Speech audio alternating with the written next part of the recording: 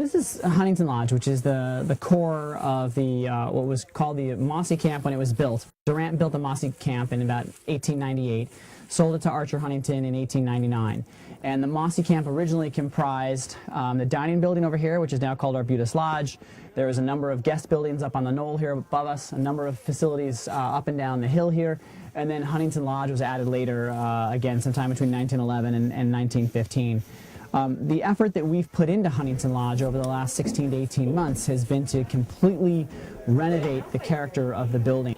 In the 1870s, the Durants and the Huntingtons and the Stanfords had extraordinarily bold ideas. They wanted to put a railroad across the country. That's a really remarkably extraordinary and bold idea, and they accomplished that. They wanted to put great camps in the Adirondacks, and they accomplished that. We are now 2 generations further along, and we too are trying to take advantage of those bold ideas. They did it because they had partners, lots of partners. And we've been successful because we've had lots of partners, and you are some of those partners. To all our partners, we salute you for all you've done, and we salute what we're going to do together in the future. Cheers. Cheers.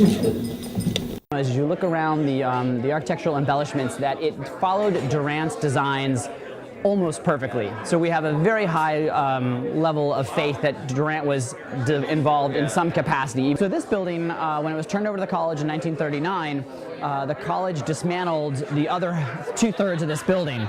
So this room that we're standing in, the trophy room, is the only remaining original part of this structure. Once you go past that wall, everything else was reconstructed in 1939.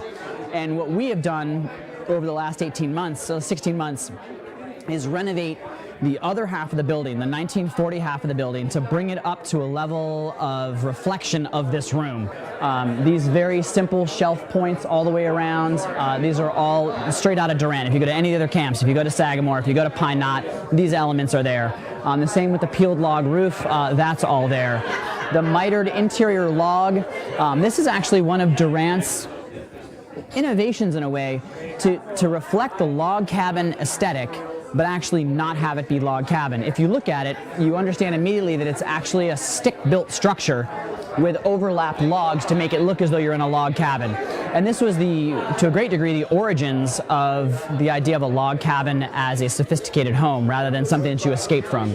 But what's interesting is that Archer Huntington actually wasn't a hunter. So where you have other camps where the trophies that were displayed on the walls were often the successful achievements of the individuals who owned those buildings, those homes, these actually were purchased. There's some pottery that you'll notice on some of the upper shelves. Archer and Anna Huntington, Anna was a sculptress, an artist, a lover of the arts, and Archer collected pottery, and there's a number of original pieces of pottery that are in the home that they collected during their lifetime and that have been preserved here over time. If you look up at the second floor, when the college rebuilt the windows, they rebuilt the building, they preserved the original windows, which provided light to the interior for the Huntingtons. And it never had a second floor. The building was a single floor, a single story structure, but those windows provided light in the interior. Those are the original Durant divided pane windows. We had replaced, all of the downstairs windows had been replaced with vinyl clad aluminum.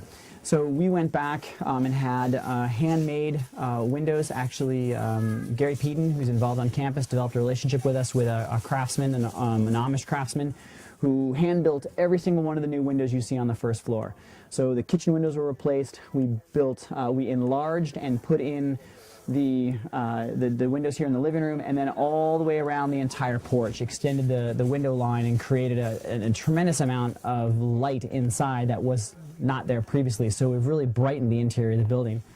Now, the power of this structure for us is that Anna and Archer Huntington were passionate about the Adirondacks and about wilderness and about wildlife. And they wanted to make sure that individuals had access to this as a learning experience, to the 15,000 acres that they had accumulated over their occupancy here over about 3 or 4 decades.